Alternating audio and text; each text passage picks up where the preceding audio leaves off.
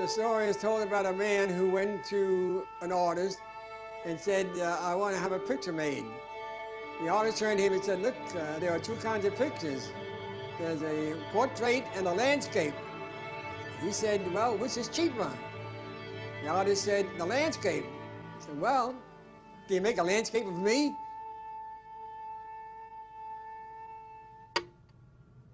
Testing, 1, 2, 3. Testing, 1, 2, 3. How long do you think this is going to take, Alan? About an hour. Tell me about this picture. It looks like you're about to sing. It looks like you're about to sing or give a speech somewhere. No, that's not so. I'm just posing. For whom? For what? I'm just posing for the picture to be taken. There's no story behind the image? Well, you want me to make up stories?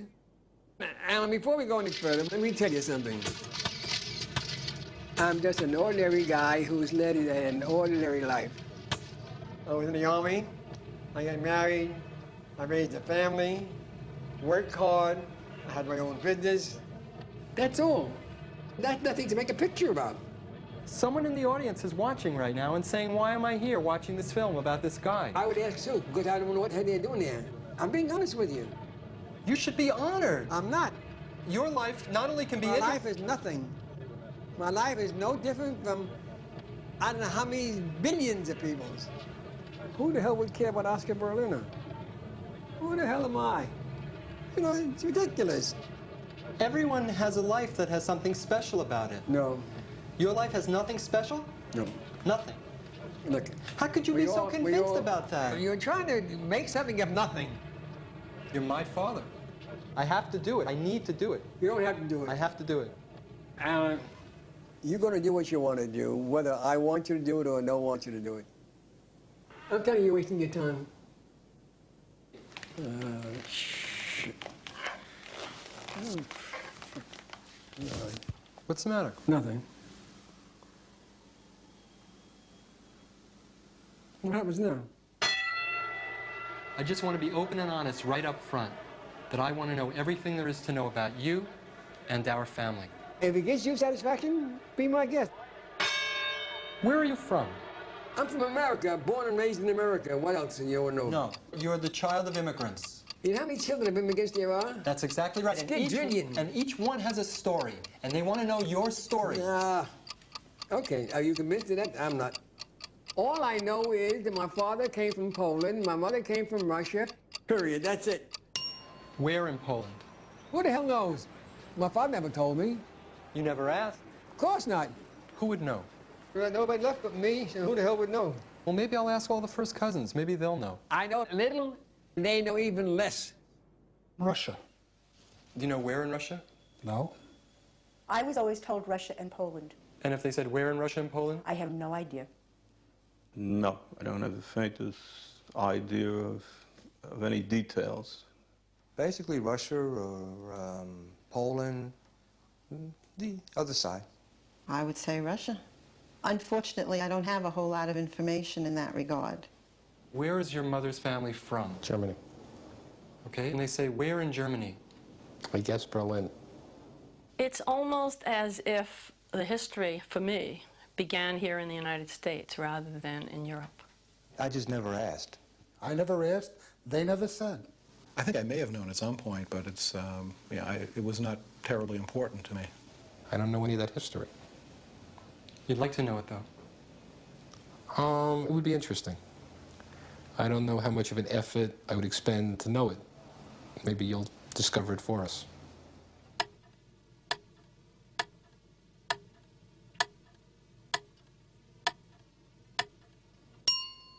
May I ask you a question now? Sure. Where'd you get all these papers from? I just came back from the Family History Library in Salt Lake City, Utah. I found Social Security records and census records, marriage certificates, birth certificates, maps, immigration papers.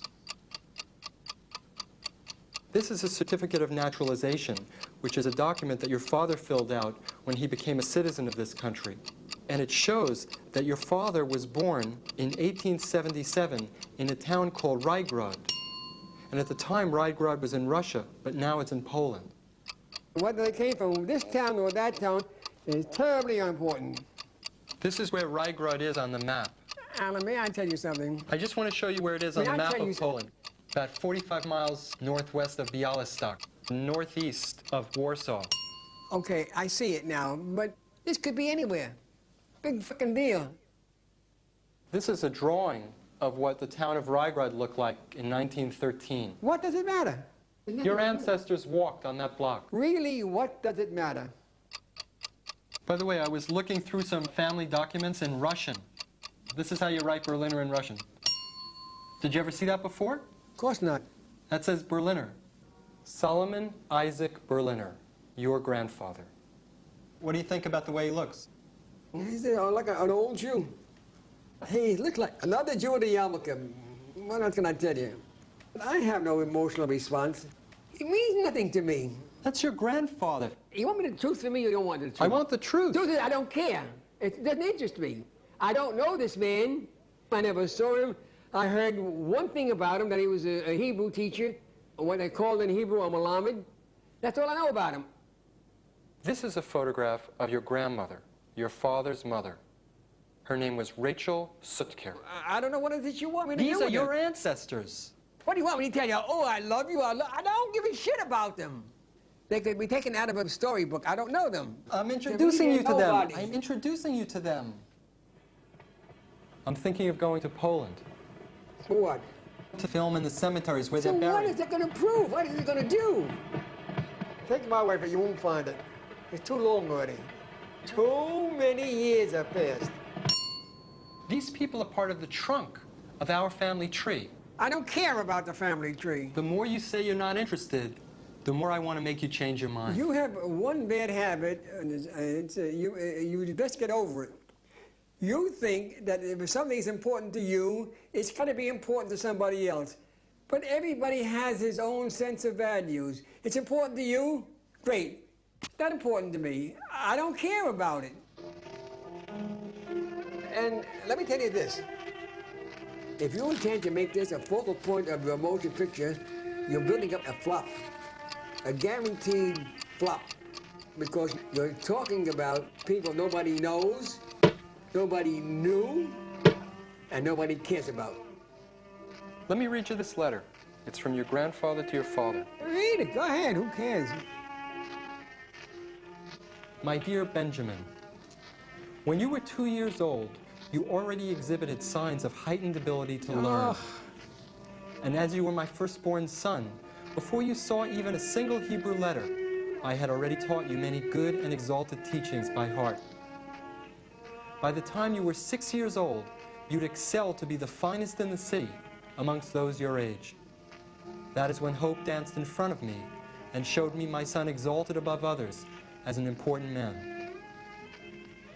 When you reached the age of 12, I put you in the yeshiva, and after 6 months you returned with a Talmud under your arm, blooming with many learned teachings that beautifully flowed from your lips. But as you got older, times changed. For I thought, after I give you away as a husband, your wife will give birth to children, and they will remain mired in poverty as I am today. Why should you spend any time here in Poland for nothing and without hope? Therefore, I said, you should try to find fortune and success far away. On the day of our parting, I wanted to say many things to you, but the tears of my wounded heart overflowed all of their banks, and I was not able to open my mouth. Because you, son of mine who had been destined to be a great rabbi, was now about to seek his fate in America. You don't get goosebumps when you read this? No. It doesn't make you proud of your father? No. Not at all? No. You know, your father was one of almost 2 million Jews, Eastern European Jews, who came to this country between 1880 and 1920. So? So he's one. He's one of 2 million. Big deal. They came to America because they were told the streets were paved with gold. Were they paved with gold for your father? No, hardly. Are you going to say my father was a typical immigrant? Why does he get a typical immigrant who was a success? What did he become? A tailor? your grandfather had hoped that your father would have succeeded here and then been able to bring all of the family from Poland to this country. So in effect, your father very much disappointed his father. Well, this is not the first time or the last time that a son ever disappointed his father. Your father never saw his family again. Never. But I will tell you this about my father. My father was a brain. My father was an intelligent man. Not always does intelligence go with a complete personality. Benjamin Berliner was a very stubborn, tough, strong, domineering individual. I think he scared me a little bit.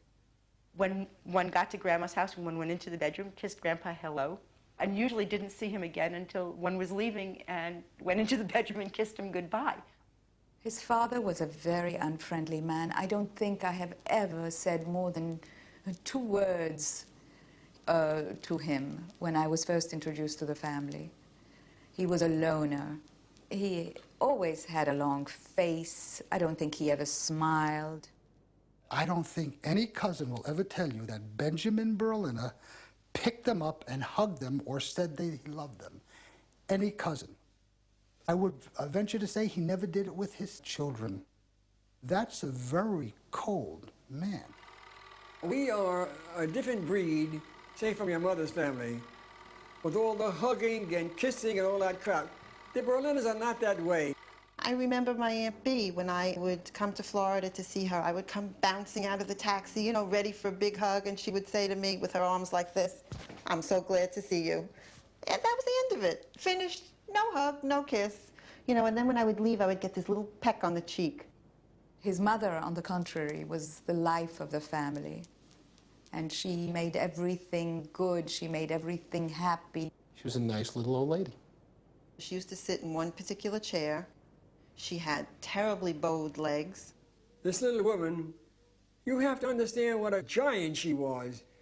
11 children, 7 boys and 4 girls.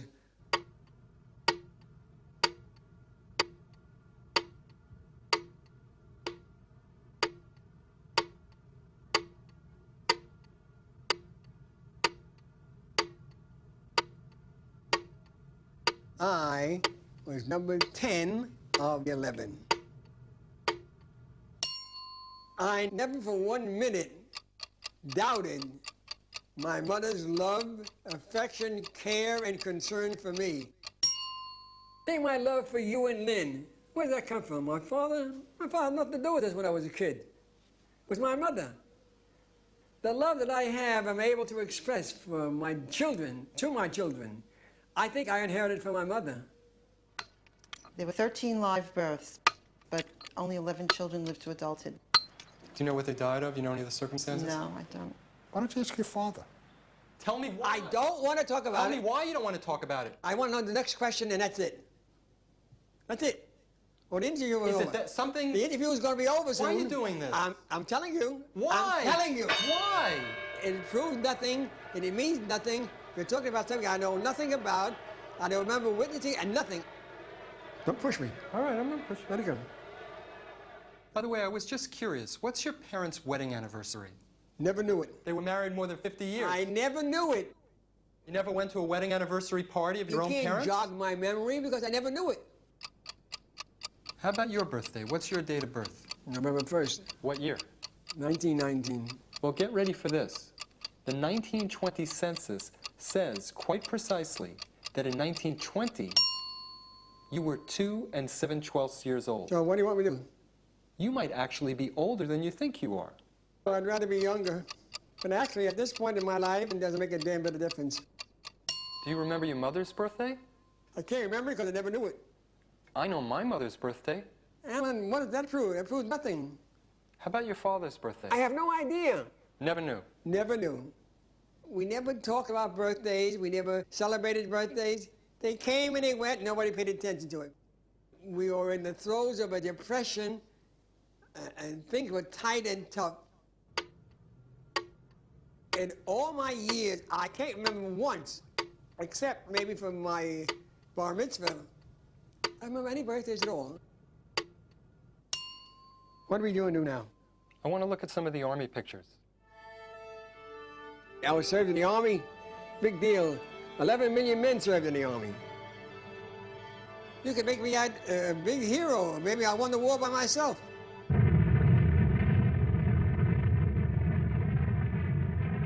I came to Japan in a matter of days after the dropping of the atom bomb. And all the time I was in Japan for almost a year, I was never into a Jap home. It's Japanese. Don't say Jap. We call it my name. Well, you see, it's hard for me to discuss it with you because I was a soldier with the conquering army, and these were the fucking enemy, and you're telling me to treat them with kid gloves. You don't ever think of them as the perpetrators of Pearl Harbor. How that son of a bitches did to us at Pearl Harbor while they were talking peace in Washington. You never think about that. We punish them for that terribly. I'm just saying truth. And I want to tell you something. You will not now, not ever, get me to approach Japanese the way you do. You were champions. It's a championship team. This group was part of my life. I can relate to them. I've forgotten a lot of their names, but I can relate to them. You can relate to your Army buddies more than you can relate to your own grandparents? Yes. Absolutely, no question about it. I lived with these guys 7 days a week, and we were training to kill or be killed.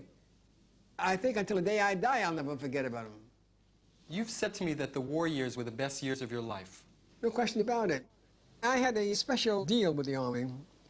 Because I had a high IQ, I was able to get out of the infantry. How do you know you had a high IQ? I was told. What was your IQ? 130, 140. That's almost genius status. No, I'm I'm no serious. genius. I always thought of myself as being relatively smart, but brilliant, no. Hey. Yeah, these are the days when I was looking good. You kind of look like you're on top of the world in these pictures. Yeah. Hey, I own the world. I was a handsome young man. Looks like you had a pretty active social life. Oh, yeah. I had all the women I wanted. All. Were you ever serious with her? No, I had a good time with her, but I was never serious with her. I mean, it's clear that you're having a romantic relationship with her. No question about it. Yes or no? Did you ever spend the night with her? The answer is no. Can you move on to something else? Do you want to talk baseball? I just don't want the truth. Forget about the truth. Why? Get off that subject, will you? I don't want to talk about it. I'm your father. Forget about it. What am I, a buddy of yours, a braggart? I'm your father. It's an area of respect. If you can imagine, imagine. Fine. If not, forget about it. I was hoping I'd have a chance to hear you sing a little bit. I'm not much of a singer. Well, try anyway. Gonna take a sentimental journey. Gonna set my heart at ease. Gonna make a sentimental journey to renew old memories. I went out with a lot of girls, and they all left me with something to be desired. Non, rien de rien. Non, je ne regrette rien, ni le bien. I met your mother. I was foreign. She was an Egyptian. I was Sephardic. She was young. I spoke many languages. She was very pretty. I was involved in the theater. She was very entertaining. Not at all like these other ones I'm talking about. I was different beyond his realm of comprehension, Alan. She was so different, it was not even apples and oranges, because apples and oranges are fruit. One of the first things he told me when I met him was, never mentioned that I had been in the French theater. The family would not appreciate it. I don't know why his taste ran for exotic at that moment, because I don't think he ever liked, exotic things. That was out of character for Mr. Berliner. What a heck of an ego trip that had to have been, for him. But he had charm, Alan. There was something about him that was, I would think to a lot of ladies, irresistible. He was handsome. He treated me very nicely. He was older than I was. I felt he was wiser. He was kind and gentle and sweet. He was a go-getter. He was an entrepreneur. I was in the ladies' sportswear business. Pants, scurries, etc. I did most of my best work as a salesman. Selling was my forte. He was someone who could sell virtually anything to virtually anybody. I mean, he was that personable. At one time, I owned a factory in Chinatown. I think there were about 40 Chinese women there. When I came to them and I told them that I was selling the factory, they cried. And then as a going-away gift, they gave me a big Buddha with 2 matching vases. And I've taken it wherever I've gone, and I have it here too. So you've always had some sense of yourself as being special in that way. My being fair and square with them, to me, was not anything special. That was normal. So tell me more. Oscar Berlin's name was synonymous with trustworthiness. I came from a very strict Sephardic background with a very strict father who wouldn't let me go away on weekends, wouldn't let me date unless he interviewed the people. She married me to get out of her father's house. That's the only reason? That's the only reason. You don't think she loved you? I mean, I had some feelings for him. I didn't do that completely to get out of the house. I just felt that love would grow. Did you love her? How the hell do I know? You talk about when you were young and stupid and you didn't care. You did what you did, that's all. And what was it? I was ready to get married. We crossed paths in a head-on collision, I guess. He was ready to get married, and I was ready to leave my house. This marriage was not made in heaven. You think every marriage is made of a big love affair? Not so. Not so at all.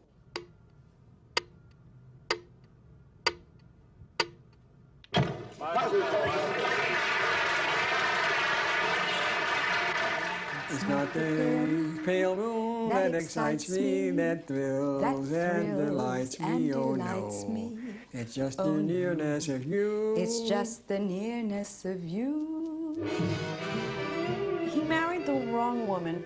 That was the start of it all.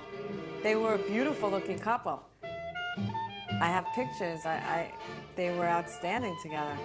But end of sentence, end of paragraph, end of story. So I married her. Did I do right? Did I do wisely? Time gives you the answer. What's your answer?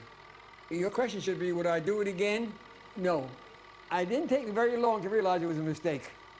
And I had second thoughts about it, and I wish I hadn't done it. Did you know pretty early on in the marriage that it was not going to work out? Yes, Alan.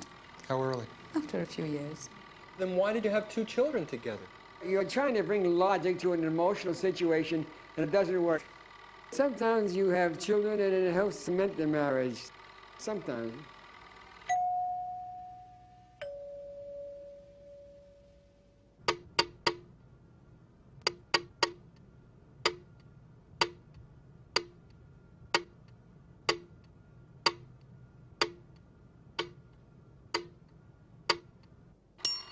He was a wonderful father, really a great father, especially with you, Alan.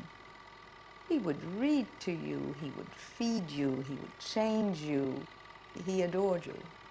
Alan, all these are time-honored responsibilities of a father to a son. I showed you love and affection outwardly. Far different from how I was brought up. Far different. I'm much closer to you than you were to your father. No question about it. Unbelievably so. First of all, I wouldn't dare talk, even ask my father these questions. I don't recall ever sitting down with my father having a man-to-man talk. Never. What do you see of yourself in me? I see brains. I see smartness. And the way your personality is a lot like mine, too. What do you think you inherited from me? Well, we both have strong wills. I'm meticulous like you. I think you're a perfectionist. I think we have a similar sense of humor. I think so, too. Sometimes I think that our faces have the same shape. Also, our body types are similar. What also worries me a little bit, is that I like to spend time alone by myself like you do.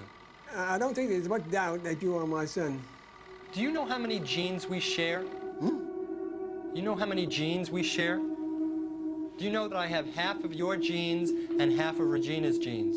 I don't know. I'm not a doctor. I'm not a biologist. But you know basic. I just don't know. No, just because you understand don't mean I understand. I just don't know. And how do I know even know what you're talking about?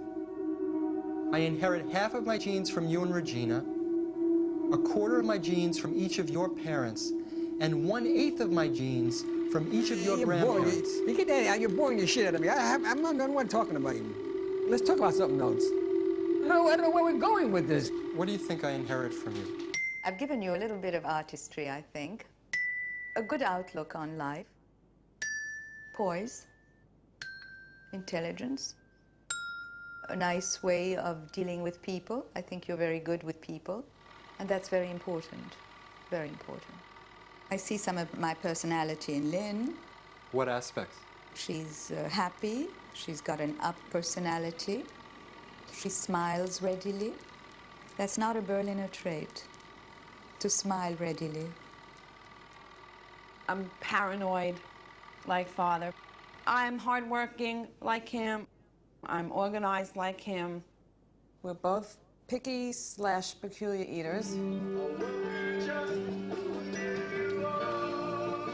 He was always there for me when I was growing up, and it's the least that I could give back to him, to just be the type of daughter that I look out for him. I look out for him. It's innate. I just do it. I do it with my mother, too. I do it with my brother, too. I do it with you, too. So what do you think's been your most important contribution to your children? As a role model. A role model for what? For a fine, upstanding citizen to do good, to do right, and accept responsibility. Why did you take all of those 8mm home movies?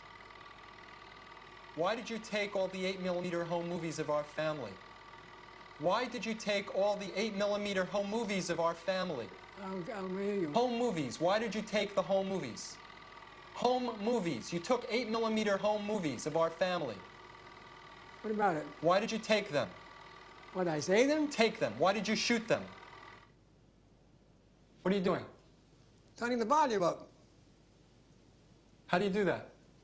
I have a little gadget in here. I just see a little button here. Turn it towards my front of my face, goes up. Goes down. How did you lose your hearing? You're talking to a man who's had brain surgery twice. My major loss was a loss of hearing in my right ear, which today is still totally deaf. The brain tumor was sitting on the auditory nerve, and that was it. Luckily for me, it was benign.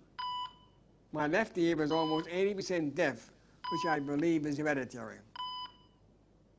Unless I can read your lips, I can't make you out. So if I were to talk now and move my lips but not speak. Yeah, I can understand what you're saying, yes. How? By your lip movement. I forgot the question. You have to talk a little louder, Alan. I was asking you about the home movies.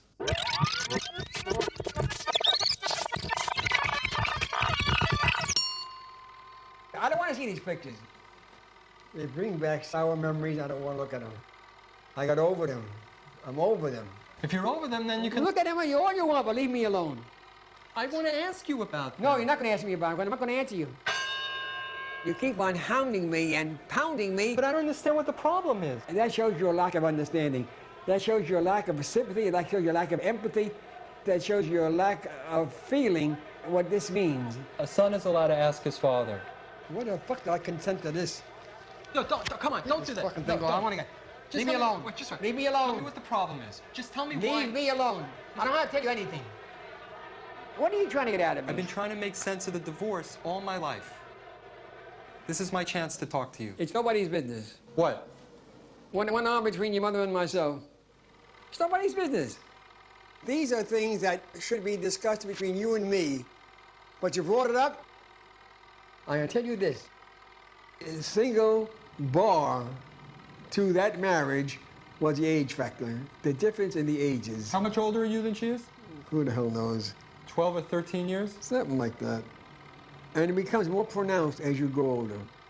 More than that, there was a cultural difference, a complete background difference, and that sort of doomed the marriage also.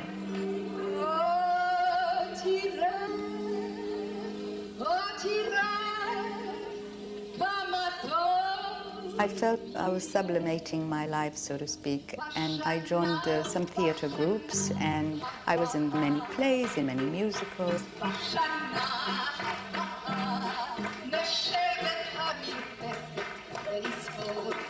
And as the rehearsals progressed, they become more and more to the point where we're every night in a week.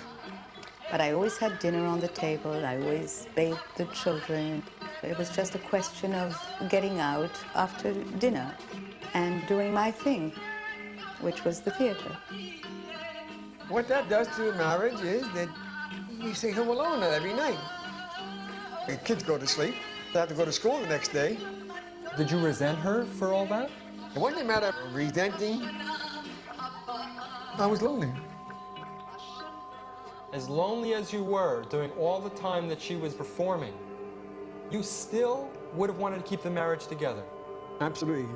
I felt it was important to my children to have a complete home life. I come from a background, when you get married, you stay married. You make the best of what you have and do the best you can. That's what I was doing.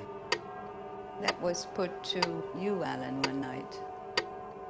He shook you up a little and put you against the wall and said, would you rather have Mother happy away from us or unhappy and with us? I can still see your face in front of me, shaking and saying, unhappy and with us. I could understand, Alan. I could understand.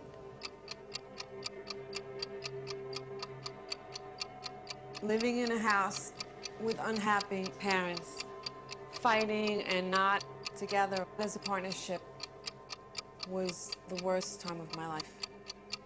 If I tell you the difficulties and the heartaches and the hardships and the heartbreaks and the sleepless nights. It hurt me that I had to do it, but I waited 17 years. I just had to get out of the marriage.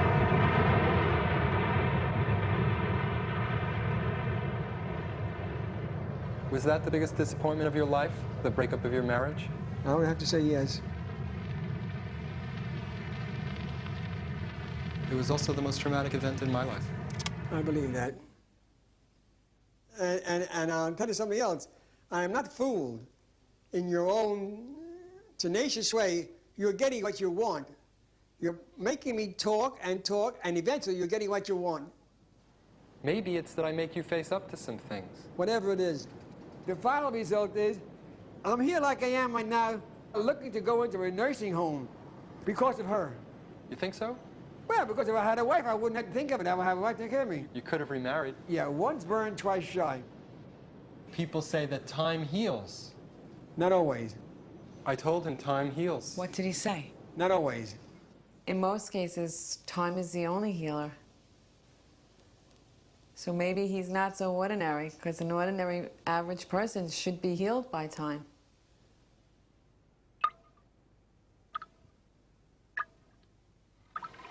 I guess he must have loved me a lot. Or else pride, Alan.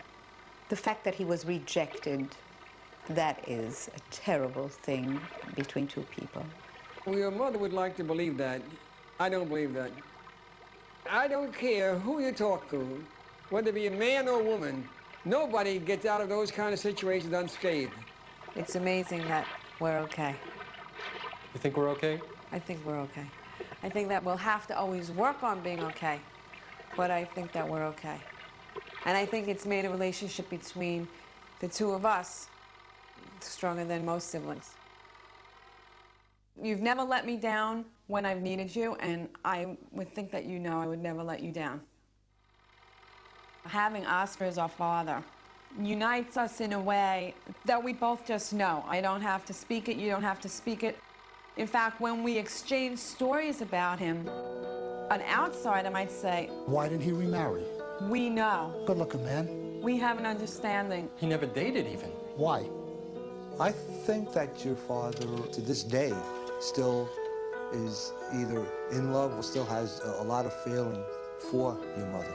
You know, it's more than 25 years later. Doesn't matter. No, I don't think that my father's still in love with my mother. Yeah. He's not in love with anything. Rather be by himself. You can't get hurt that way. You don't really have any friends. I'm being blunt.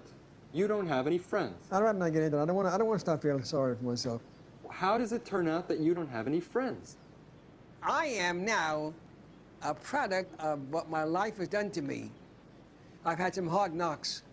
I've had some hard knocks in my life. He is the last of 11. That's frightening. He's also had a couple of major operations. That scares him every day. The man is afraid. I never stop thinking about your being alone every day. Don't go back to that. Never. I don't want to go back to that. It hurts me that you've been sad for so long. Not that I choose to be alone. I have to be alone. I can't cope. When your head hurts you, when you feel lightheaded all the time, when you can't walk, when making conversation is a problem, when being present is a problem, who the hell do you look for except to be alone and be left alone and to get through the day? You don't. You don't look for anything. You look to get by that day, one day at a time.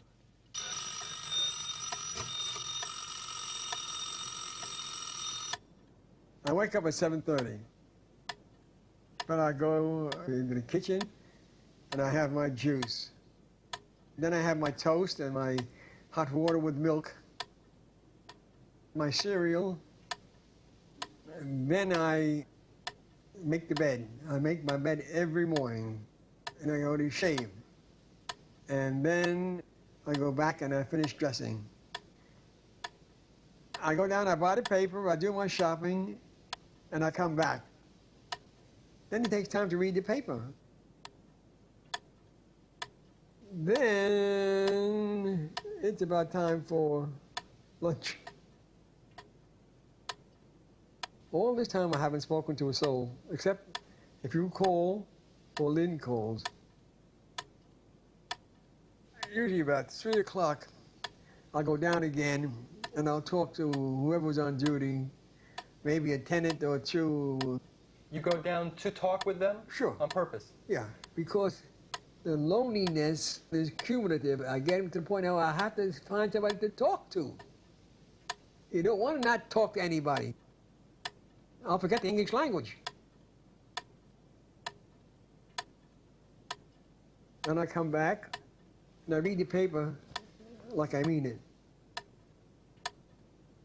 If you're occupied doing something, whether it be reading or writing or watching, time doesn't drag that slowly. But if you're doing nothing, just looking and thinking and waiting for time to go by, time drags very heavily. Then about 5:15, I go down to eat. I can't go on this way going to restaurants every night. Going to restaurants by myself every night.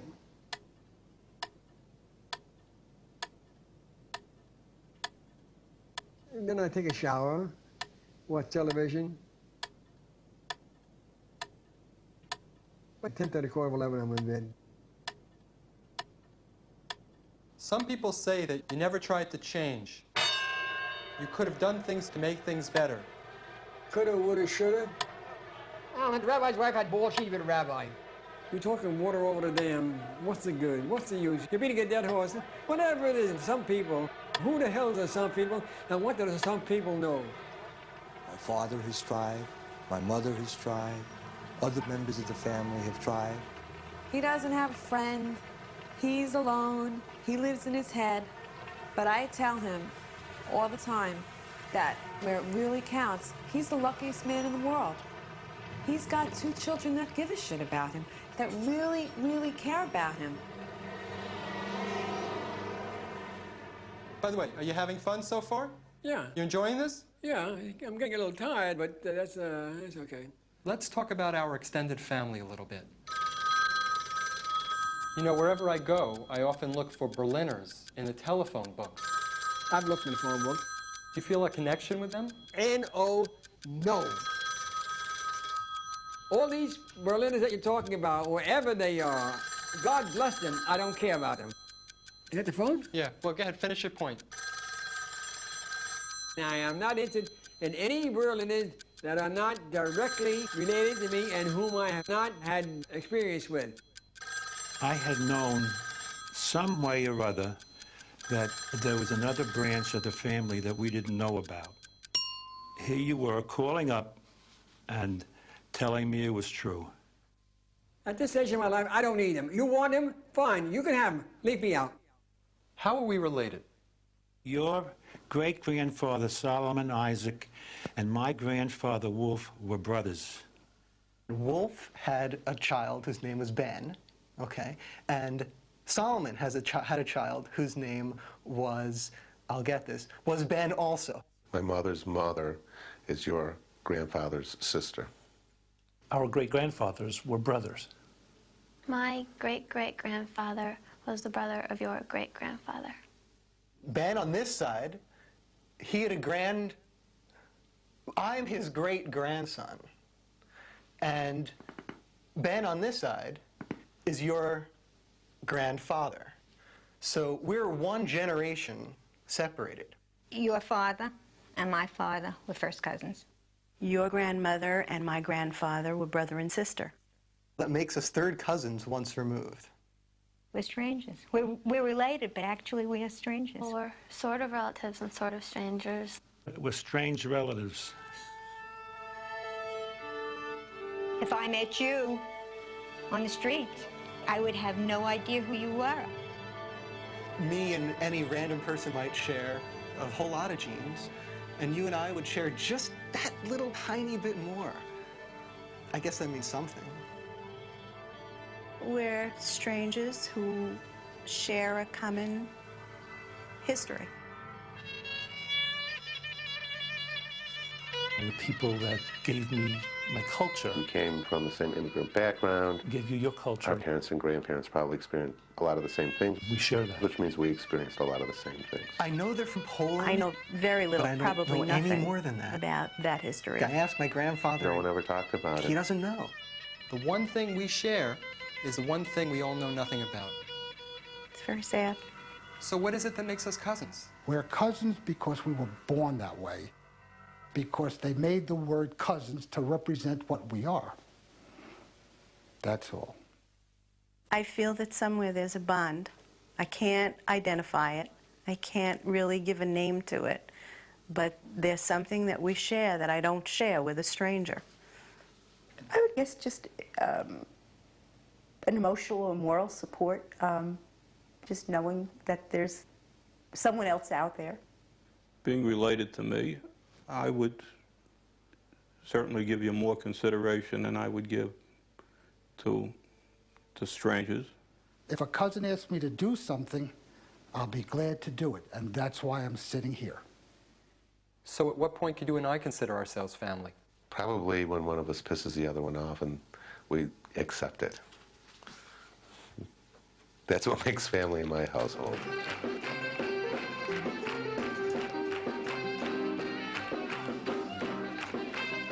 Yeah, by accident of birth, we are related. We have nothing to do with each other. Nothing. What makes family is the fact that you know people, that you are close to them, you share their victories and defeats, their ups and their downs. In former years, your uncle lived 2 blocks away, a subway ride. He used to live thousands of miles. You don't know if they're coming or going. You don't know. They're nothing. The element of distance has made us strangers. The element of distance has made us strangers. I would not know you if you were not my cousin. So you're content just to see your immediate family at weddings or funerals, basically? At the moment, I would say yes. But I do have a senior uncle's recognition of what my responsibilities are. Be friendly with them, be cordial with them, be on a good basis with them. That's all. That's cold, tough shit. That's a Berliner trait. That's the way he can say it. That's the only way he can say it. but he's a Berliner. He doesn't extend himself. You know, there are some genealogists who say that no human being on Earth can be any further related than 50th cousin, and that most of us are a lot closer than that. That the family trees of each of us merge into a kind of broad human family tree when you go back about 50 generations. If you're trying to convince me that the whole world is cousins, I don't believe it. If you double the number of ancestors for each generation back in time, by the time you get to 30 generations, the number of ancestors that you would theoretically have would be in the trillions. But there were never trillions of people alive. What a bore. It's because when you go back in history, cousins were marrying cousins much more commonly than people realize. You're thinking like I was a nuclear scientist. I'm not. I don't. What's that to do with my biography? Didn't you bring me up to be open-minded and curious about things? Alan, don't make me a brother or a cousin or whatever to a black, a Japanese, a Hindustan, or an Indian. I'm not. But don't you see the social and political implications? I'd be willing to bet that more people will agree with me than with you. If I were to walk up to somebody on the bus and say, you know, we're related, they'd call a policeman. They'd have me arrested. Can't you just share my fascination? The answer is no, 0, no. Next question. I didn't find their graves. I told you so. I told you you were wasting your time. I told you. I know they're buried there somewhere. I don't care. I couldn't find them. I don't care. I care. Why? Because that's as close as I'll ever get to my great-grandparents. I'm sorry, Alan. I'm deeply and truly sorry that I cannot work up to the enthusiasm. Look what the Jewish cemeteries have become. There are many Jewish cemeteries in Eastern Europe just like this. Alan, people live, people die, and they're buried. What the hell are we trying to prove with this?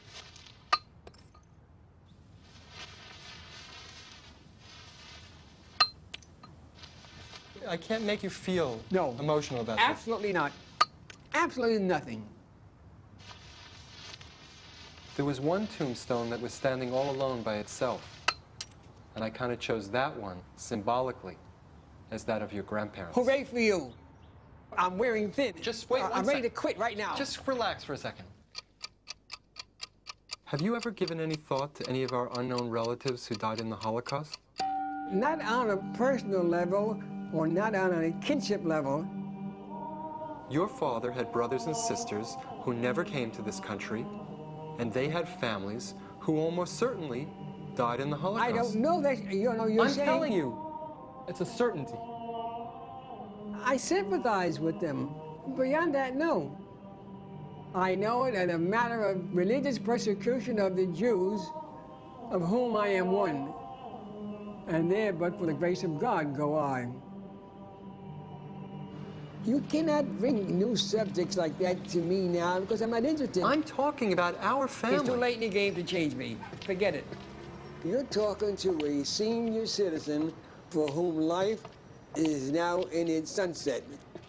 You could live for another 5, 10, 15 years. I don't think so. At my stage of the game, 10 years, you could be an old, decrepit man. I don't want to reach that stage where my son or daughter has to put me in and out of bed or nourish us to put me out of bed. I'd rather die. So what do you think is the healthiest attitude towards death? To what? Towards death. What's the healthiest attitude? The healthiest attitude towards sex is... death. Death, rather. The healthiest attitude towards death... it was an old saying of my mother's, may she rest in peace. Translated into English, it said, when you remind yourself of death, you become less certain of living. Alan, I am your father, and the day will come when I will run out of time. Nobody lives forever. Well, let's see how he looks at things when a grandchild arrives. Perhaps that'll brighten up his life a bit.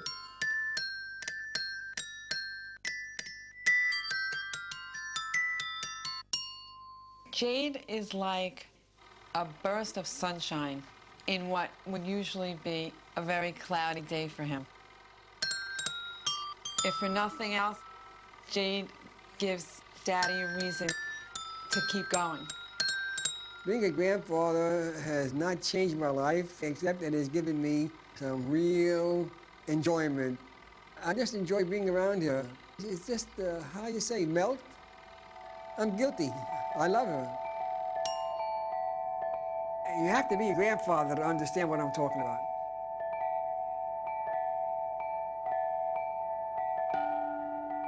You know, Jade is to you as you are to Solomon Isaac. But there's a difference. I know Jade, and Jade knows me. I don't know Solomon Isaac. I never knew him, and he never knew me, and we'll never know each other. But someone could say the same thing about you one day. So what do you want me to do? Why the hell is this so important?